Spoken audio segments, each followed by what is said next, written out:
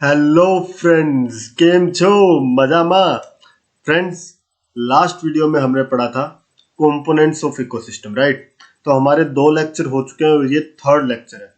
आपको बहुत ही ध्यान से समझना है आगे वाला जो टॉपिक्स आने वाले हैं। तो कंपोनेंट्स ऑफ इकोसिस्टम हमारा हो चुका है, जिसमें हमने बायोटिक कंपोनेंट्स अबायोटिक कंपोनेंट्स दोनों के बारे में पढ़ा। बायोटिक कंपोनेंट्स के अंदर हमने जो पढ़ा प्रोड्यूसर्स, कंज्यूमर, हर्बीवोर, कार्निवोर, ये सब हमने पढ़ा है ना। और डिकम्पोजर्स जो कि बहुत ही इंपॉर्टेंट टॉपिक है, इसके बारे में भी हमने जाना था लास्ट वीडियो के अंदर, है ना। डिकम्पोजर्स, और ये हमने एक स्कीमेटिक रिप्रेजेंटेशन भी देखा था। तो ये जो स्कीम है आपको अपने दिमाग में रखनी है, तभी आप आगे वाले टॉपिक को बहुत अच्छे से समझ पाओगे। तो ये सारे आपके ध्यान में रहेंगे, तो हम आगे इजीली बाकी सब टॉपिक्स को कर लेंगे। नेक्स्ट जो हमारा टॉपिक आता है, जो आज हमें करना है, वो क्या है? Food chain. तो फ्रेंड्स, ये फूड चेन क्या होता है? देखो, नाम से पता चल रहा है फूड की चेन है ना। तो हमने क्या करना है, एक सीक्वेंस के अंदर अरेंज करना है, और वो सीक्वेंस एक लीनियर पाथवे बनाएगा, एक लीनियर चेन बनाएगा ऑर्गेनिजम्स का। किस बेस पे बनाएंगे कि कौन किसको खा रहा है, इस बेस पे। जैसे आप देखोगे प्लांट्स है, वो तो अपना खाना खुद बनाते हैं। प्लांट्स के ऊपर फीड कौन करता है? हर्बीवोर्स। तो प्लांट्स के ऊपर कोई हर्बीवोर, जैसे कि डियर है, तो मैंने ये ले लिया ग्रास है, ग्रास के ऊपर डियर फीड कर रहा है, और डियर के ऊपर लायन। तो ये जो एक सीक्वेंस के अंदर मैंने अरेंज कर दिया, ग्रास, डियर और लायन। और किस बेस पे कौन किसको खा रहा है? ग्रास को कौन खा रहा है? डियर। डियर को कौन खा रहा है? लायन। तो ये क्या है, एक सीक्वेंस के अंदर अरेंज हो गए ना। तो इसको ही क्या बोलेंगे? Food chain. तो सिंपल सा है, सिक्वेंशियल रिप्रेजेंटेशन है किसका? ऑर्गेनिजम्स का। किस बेसिस पे? On the basis of who is eating हुम, कौन किसको खा रहा है। देखो, यही चीज मैंने यहाँ पे भी मेंशन की हुई है, linear chain of organisms on the basis of their feeding habits, eating and being eaten। कौन किसको खा रहा है, ठीक है, उसके बेस पे हमने एक चेन बना दी, उसको क्या बोला? Food chain. ठीक है, हमने जो कल रिप्रेजेंटेशन किया था उसमें भी हमने बताया था, जैसे प्रोड्यूसर्स है, प्रोड्यूसर्स के ऊपर हर्बीवोर्स फीड कर रहे हैं, हर्बीवोर्स के ऊपर कार्निवोर्स फीड कर रहे हैं। तो ये एक जो सीक्वेंस बनेगा, इसी को क्या बोल दिया? Food chain. अब ये जो फूड चेन है, इसकी कैरेक्टरिस्टिक्स क्या है? इन कैरेक्टरिस्टिक्स को आपको बहुत ही ध्यान से समझना है, क्योंकि ये बहुत ही इंपॉर्टेंट कैरेक्टरिस्टिक्स है। और यहाँ से क्वेश्चन कंपटीशन एग्जाम, सीबीएसई, हर जगह बनते हैं। तो बहुत ध्यान से समझो कि क्या होते हैं। एक तो सीबीएसई में क्वेश्चन सीधा सीधा आ जाता है, what is food chain. Food chain होता क्या है, ठीक है, ये तो आपको पता लग गया। आप अपनी खुद की भी डेफिनेशन बना सकते हो, है ना, इजीली। अभी जो आता है कि उसकी कैरेक्टरिस्टिक्स क्या है। देखो, एनसीईआरटी के अंदर भी ये सारे पॉइंट्स दिए हुए हैं, सारे कैरेक्टरिस्टिक्स हैं।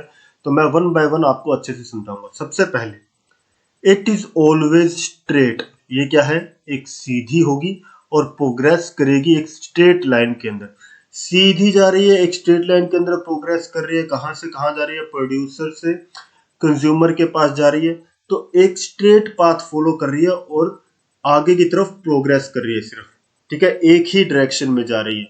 तो पहला कैरेक्टरिस्टिक क्या हो गया? Progressive in straight line. Clear? Next जो पॉइंट क्या बोल रहे हैं, there is unidirectional flow of energy. Energy का जो फ्लो हो रहा है वो एक ही डायरेक्शन में हो रहा है, वो बैक फ्लो नहीं होगा।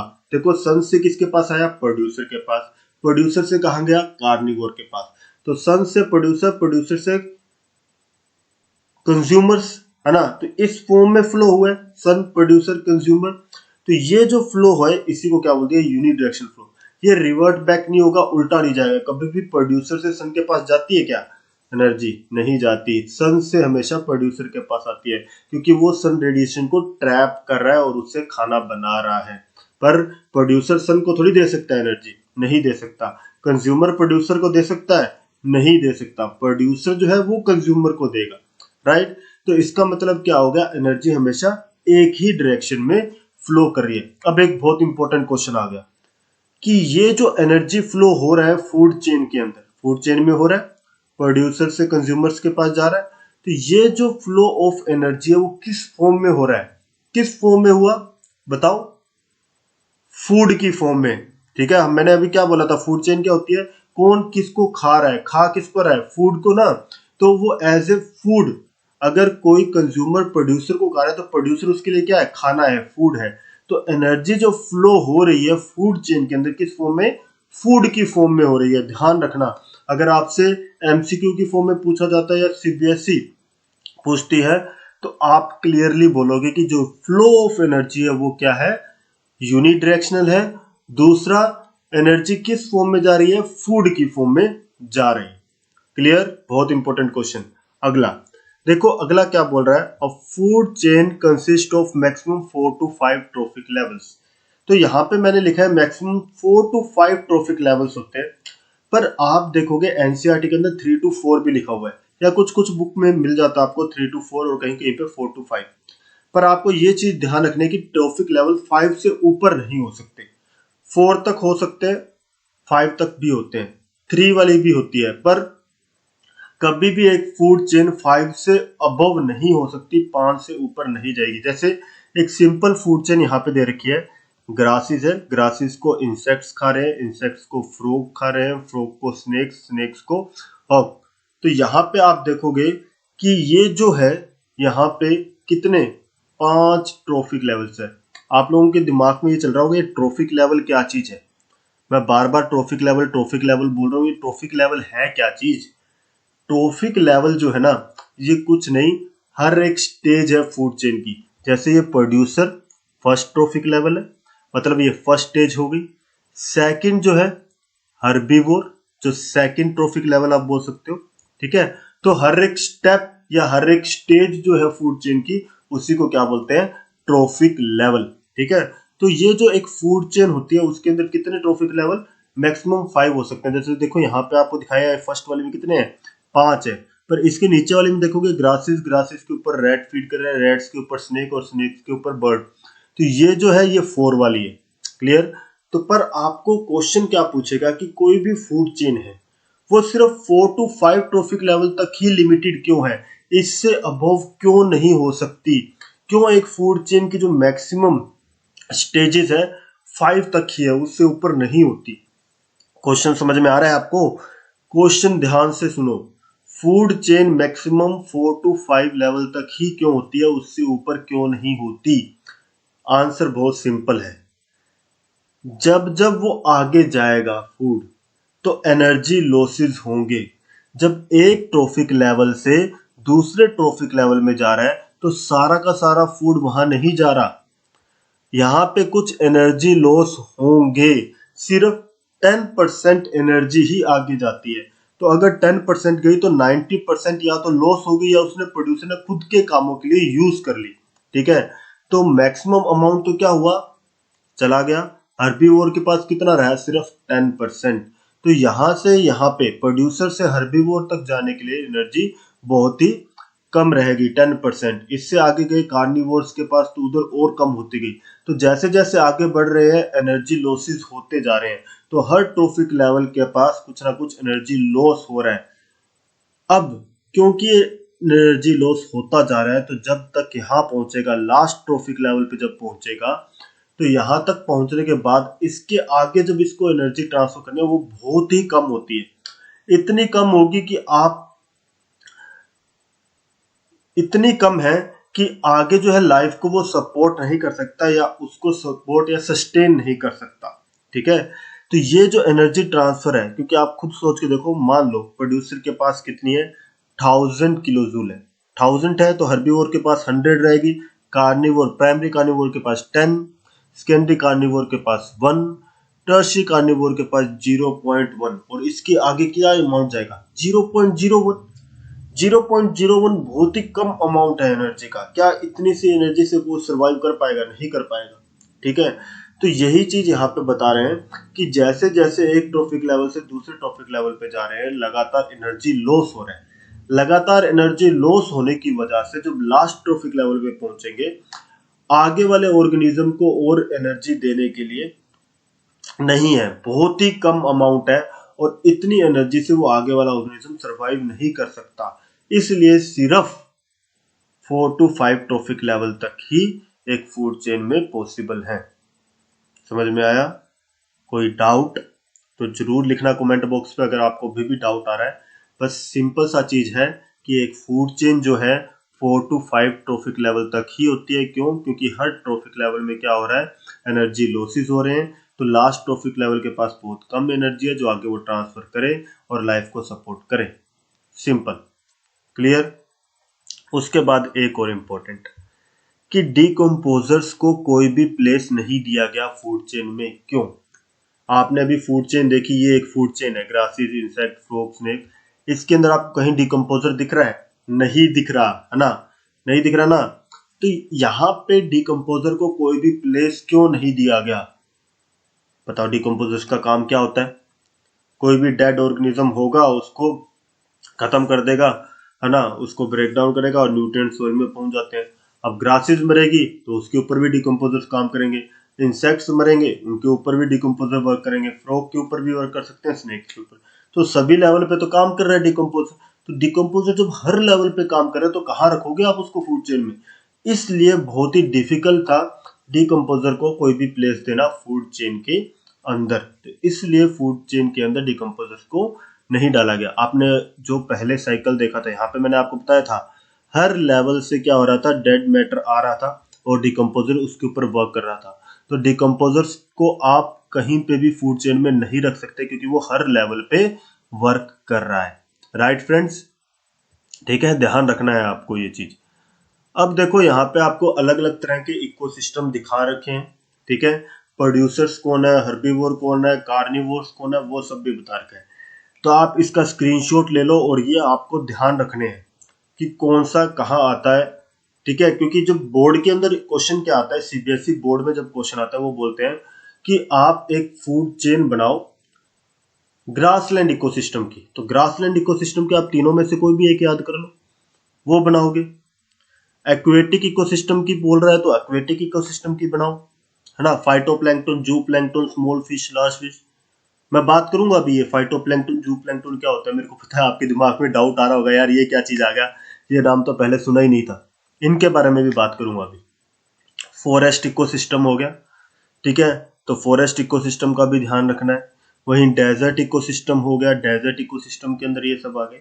तो ये सारी चीजें आपको ध्यान रखनी है कि कौन से इकोसिस्टम के अंदर कौन सी फूड चेन होगी, कौन प्रोड्यूसर में आएगा, कौन हर्बीवोर में आएगा, कौन कार्निवोर्स के अंदर आएगा, ठीक है। तो एग्जाम में चाहे आपको ये बोल दे कि इनमें से सिलेक्ट करो करेक्ट फूड चेन, तो आप सिलेक्ट कर सकते हो। आपको ये बोल दे कि कोई बना के बताओ कि एक्वेटिक इकोसिस्टम की बना के बताओ, तब आप बना के भी बता सकते हो, ठीक है फ्रेंड्स। ये पूरी टेबल अच्छे से याद करनी है आपको, क्लियर है? ओके, चलो अब ये देखते हैं कि ये फाइटोप्लैंक्टन, जू प्लैंक्टन क्या चीज है। मुझे पता है आपको कंफ्यूजन हो रहा होगा ये प्लैंक्टन्स के अंदर। तो सिंपल सा देखो प्लैंकटन क्या चीज है। ये देखो प्लैंकटन, प्लैंकटन क्या होता है? प्लैंकटन का मतलब होता है वंडरर या ड्रिफ्टर। तो ये वो ऑर्गेनिज्म होते हैं जो पानी के अंदर लगातार फ्लोट कर रहे हैं या ड्रिफ्ट कर रहे हैं, ठीक है। लगातार पानी के अंदर ही हैं, ठीक है, ड्रिफ्ट कर रहे हैं या फ्लोट कर रहे हैं। तो देखो these are the organism drifting, floating और प्रोपेलिंग इन वाटर। मेरे ख्याल से आपको थोड़ा थोड़ा आइडिया होना शुरू हो गया होगा। चलो एग्जाम्पल लेके देखते हैं। सबसे पहले फाइटोप्लैंक्टन। प्लैंक्टन का मतलब आपको समझ में आया, ठीक है। जो वंडरर्स है, ड्रिफ्टर्स है, ऐसे ऑर्गेनिजम्स की बात कर रहे हैं। और फाइटो मतलब प्लांट्स, ठीक है। तो ऑटोट्रोफिक प्लैंक्टन्स आ जाएंगे। प्लांट्स जो ऑटोट्रोफिक होते हैं, जो अपना खाना खुद बना सकते हैं। तो फाइटोप्लैंक्टन में कौन से आगे? ऑटोट्रोफिक प्लैंक्टन्स, मतलब जो प्लांट की कैटेगरी में आ सकते हैं। तो ऑटोट्रोफिक प्लैंक्टन्स कौन कौन से होते हैं? Cyanobacteria, diatoms, dinoflagellates, green algae. तो ये ऐसे ऑर्गेनिज्म है जो अपना खाना खुद बना सकते हैं, ऑटोट्रोफिक प्लैंक्टन्स है। अब ये आपने देखा होगा कई बार पानी के ऊपर ग्रीन कलर की ऐसे लेयर सी बनी हुई दिखती है ना, काई, एल्गी काई, आपने देखी होगी, ठीक है। तो ये किस में आ गया? फाइटोप्लैंक्टन के ऊपर। इन फाइटोप्लैंक्टन के ऊपर फीड कौन करते हैं? जू प्लैंक्टन। तो जू का मतलब क्या होता है? जू का सीधा सा मतलब है एनिमल, और एनिमल अपना खाना खुद नहीं बना पाते, तो ये कैसे होते हैं? हेट्रोट्रोफिक। तो जू प्लैंक्टन्स क्या है? हेट्रोट्रोफिक प्लैंक्टन्स हैं। अब ये बहुत ही लोअर ऑर्गेनिजम्स होते हैं, जैसे एग्जांपल के तौर पे यहाँ पे लिखा हुआ है कोपोड्स, रोटिफर्स, डेफनिया, क्रस्टेशियंस, ये सब इसके अंदर आते हैं जो कि फाइटोप्लैंक्टन्स के ऊपर फीड करते हैं। ठीक है, सिर्फ ये आपको नॉलेज के लिए बताया। आपसे क्वेश्चन जो पूछेगा वो आपको ये बोलेगा कि एक्वेटिक फूड चेन बनाओ, तो आप सिंपल लिख सकते हो phytoplankton, जूप्लैंक्टन, small fish, large fish, और अगर एग्जांपल देके बता सकते हो तो उससे बेहतर तो कुछ हो ही नहीं सकता, है ना फ्रेंड्स, राइट। समझ में आया आपको क्या चीज है प्लैंक्टन, फाइटोप्लैंक्टन, जूप्लैंक्टन? स्पेलिंग एक बार देख लेना, ठीक है, फाइटोप्लैंक्टन, जूप्लैंक्टन, ठीक है। नेक्स्ट जो आता है फूड वेब, ठीक है। फूड वेब बहुत ही सिंपल सा है, बहुत सारी इंटरकनेक्टेड फूड चेन्स आपस में कनेक्शन बना लेती है। बहुत सारी इंटरकनेक्टेड फूड चेन जो होती है उसी को क्या बोला जाता है, फूड वेब। जैसे यहाँ पे आप देखोगे बहुत ही सिंपल सी आपको एक फूड वेब दिखा रखी है। तो यहाँ पे आप देखोगे ग्रासेस है, ग्रास के ऊपर रैबिट भी फीड कर रहा है, माउस भी करता है, ग्रास ऊपर भी करता है। अब यहाँ पे देखोगे ये माउस के ऊपर फीड कर रहा है, तो माउस के ऊपर और कौन फीड कर सकता है, फॉक्स भी, ऑल भी कर सकती है, या फिर कोई बर्ड भी कर सकता है। तो यहाँ पे आप देखोगे इसके मल्टीपल पाथवेज आ गए हैं, ठीक है। तो इसका मतलब क्या हुआ, कई सारी फूड चेन्स आपस में जब कनेक्शन बना लेती है उसको क्या बोल देते हैं, फूड वेब। अब आपको ये चीज ध्यान रखनी है, एनवायरमेंट के अंदर कभी भी एक सिंगल फूड चेन एग्जिस्ट नहीं करती, एक सिंगल फूड चेन कभी एग्जिस्ट नहीं करती, हमेशा फूड वेब एग्जिस्ट करता है। क्योंकि कभी भी कोई भी ऑर्गेनिज्म एक सिंगल ऑर्गेनिज्म के ऊपर डिपेंडेंट नहीं होता, वो अपनी फूड हैबिट्स के लिए अलग अलग चीजों पे डिपेंड होता है, कभी भी एक चीज पे डिपेंड नहीं होगा। क्लियर है ना। फूड वेब कैरेक्टरिस्टिक्स क्या होंगी, फूड वेब की क्या कैरेक्टरिस्टिक्स होंगी? सबसे पहला देखो, इंटरलिंकिंग ऑफ फूड चेन्स आपस में इंटरलिंक है बहुत सारी। Provides alternative pathways of food availability के अल्टरनेटिव पाथवे मिल रहे हैं। मान लो फॉक्स जो है वो रैबिट पे फीड कर रहा है, पर रैबिट खत्म हो गया तो वो क्या करेगा, माउस पे फीड करना शुरू कर देगा। तो मतलब जिस दिन उसको रैबिट नहीं मिला उस दिन वो माउस पे फीड कर लिया, तो उसके पास एक अल्टरनेटिव पाथवे है ना, अगर ये चीज नहीं है तो मैं ये कर लूं। जैसे आपको देखो, एक दिन आपको रोटी नहीं मिली तो आप क्या करोगे, बाजार जाओगे, बर्गर ले लिया यार, या पिज्जा ले लिया। तो आपके पास क्या है, ऑप्शंस अवेलेबल है कि अगर मेरे को ये चीज नहीं मिल रही तो मैं दूसरी चीज खा सकता हूं। उसी तरीके से इकोसिस्टम में काम हो रहा है, अगर उनको एक चीज नहीं मिल रही तो वो दूसरी चीज से न्यूट्रिशन ले लेते हैं, ठीक है।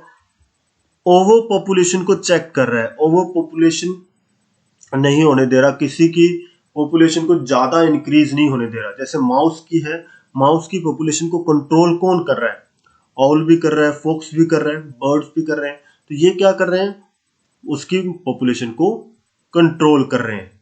पर अगर ऐसा हो कि मान लो रैबिट जो है खत्म हो गया, रैबिट अब है ही नहीं, अब रैबिट नहीं है तो उसकी वजह से क्या होगा, क्या फॉक्स सरवाइव कर पाएगी, कर पाएगी, क्यों, क्योंकि उसके पास अल्टरनेटिव पाथवे है। पर फॉक्स कभी भी ये नहीं चाहेगी कि सारे के सारे रैबिट मर जाएं, क्योंकि वो क्या है, एक उसका पार्ट है, उसको न्यूट्रिशन उससे मिल रहा है। तो कभी भी सभी को खत्म नहीं करते, वो उसकी पॉपुलेशन को कंट्रोल में रखते हैं, ठीक है, क्योंकि रैपिड्स भी रिप्रोड्यूस कर रहे हैं, राइट। तो फूड वेब का कैरेक्टरिस्टिक क्या हो गया, ओवर पॉपुलेशन को रोक रहा है। इकोसिस्टम डेवलप हो रहा है, एक बैलेंस्ड इकोसिस्टम बनता है, इसकी वजह से सारे एक दूसरे को कंट्रोल में रख रहे हैं, सारे एक दूसरे के ऊपर डिपेंडेंट हैं, तभी सर्वाइवल पॉसिबल है। अगर कोई एक डोमिनेट हो जाएगा दूसरे पे तो सारा इकोसिस्टम अनबैलेंस हो जाएगा और सर्वाइवल मुश्किल हो जाएगा, है ना फ्रेंड्स। तो आज का जो लेक्चर था ये बहुत ही इंपॉर्टेंट था, जिसके अंदर हमने फूड चेन, फूड वेब और उसकी कैरेक्टरिस्टिक्स की बात की, और बहुत ही इंपॉर्टेंट क्वेश्चंस निकल के आए हैं। ध्यान रखना है, जो क्वेश्चंस कुछ एक मैं आपको बता देता हूँ। Food chains are limited to 4 to 5 trophic levels, why decomposers were not given any place in food chain, why energy flow unidirectionally. तो ये तीन बहुत ही इंपॉर्टेंट क्वेश्चंस हैं, ठीक है, जो आज के लेक्चर के अंदर आए। आपको ये अपने दिमाग में बिठा लेने हैं कि क्यों ऐसा है, मैंने पूरे लेक्चर में बता दिया है। अगर फिर भी आपको लग रहा है तो इसको दोबारा देखो, दोबारा समझो, और क्या मेरा इनपुट आपको चाहिए तो आप कमेंट बॉक्स में लिख सकते हो। Okay friends, I hope you got the things and you are enjoying the lectures, you are getting all what you want really what you are searching for, you have got the things, right friends?